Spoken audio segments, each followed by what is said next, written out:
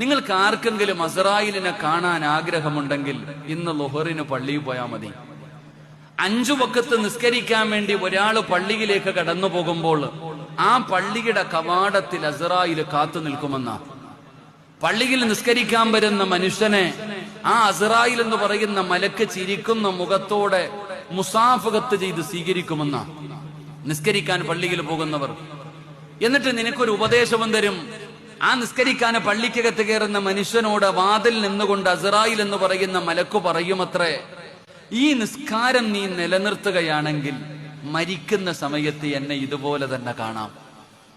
അസ്റായിൽ എന്ന് പറയുന്ന മലക്ക് ഒരാളെ നമസ്കരിക്കാൻ പള്ളിയിലേക്ക് കയറുമ്പോൾ, പെങ്ങളെ നീ നിസ്കരിക്കാനുള്ള തയ്യാറെടുപ്പോടെ ഉതുപെടുത്തിട്ട് മുസല്ലിയിലേക്ക് കയറുമ്പോൾ നിന്റെ വീടിന്റെ മുറ്റത്ത് വന്ന് നിന്നിട്ട് വാതിലിന്റെ ഭാഗത്ത് നിന്ന് അസ്റായിൽ പറയുമത്രേ, നീ ഇത്